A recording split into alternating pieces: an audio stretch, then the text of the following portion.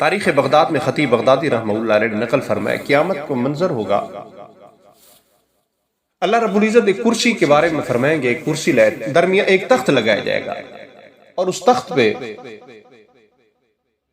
حضرت ابراہیم علیہ السلام کو بٹھایا جائے گا، خلیل پیغمبر، اور دوسرا تخت لایا جائے گا وہ دوسری طرف جس میں حبیب ایک ہوگا خلیل اللہ، اور دوسرا تخت لگایا جائے گا جس میں حبیب اللہ بیٹھیں گے، درمیان میں اللہ حکم فرمائیں گے کرسی لاؤ، وہ کرسی لے جائے گی، اور کرسی میں اللہ رب العزت فرمائیں گے یہاں پہ صدیق کو بٹھا دو، یہ صدیق کی کرسی ہے۔ تاریخ ابن عساکر میں علامہ ابن عساکر رحمہ اللہ علیہ نے ایک روایت نقل فرمائی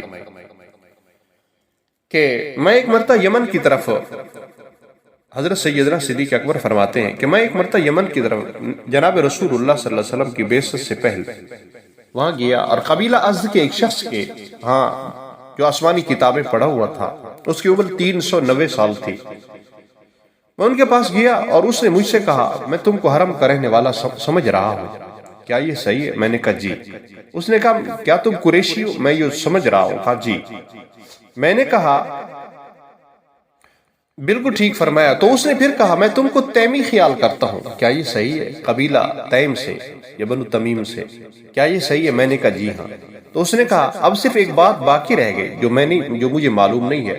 میں نے کہا وہ کیا بات ہے شیخ؟ اس نے کہا میرے سامنے اپنا پیٹ کھولو، پیٹ سے کپڑا ہٹاؤ۔ میں نے کہا کیوں؟ اس نے کہا میں ایک علم صادق یعنی آسمانی کتابوں میں نے ایک بات دیکھی ہے، پڑھی ہے کہ ایک نبی حرب میں مبعوث ہوگا، اس کے کام پر ایک جوان اور ایک ادھیڑ عمر کا آدمی ان کی مدد کرے گا۔ جوان بڑا جفاکش اور مشکلات کو حل کرنے والا ہوگا، مشکل عقدوں کو حل کرے گا، اور ادھیڑ گورے رنگ کا اور ذرا موٹے وجود کا ہوگا، اور اس کے پیٹ پر ایک تل کا نشان ہوگا۔ اس کی باتیں اور اس کی بائیں ران پر ایک نشانی ہوگی۔ تمہارا اس میں کیا حرج ہے اگر تم مجھے اپنا پیٹ دکھا دو؟ کیونکہ سب باتیں میری تم میں پائی جاتی ہیں سوائے اس بات کے جو مجھے معلوم نہیں ہے، مجھے یہ دکھا دو تاکہ میری وہ بات بھی سچی ثابت ہو جائے۔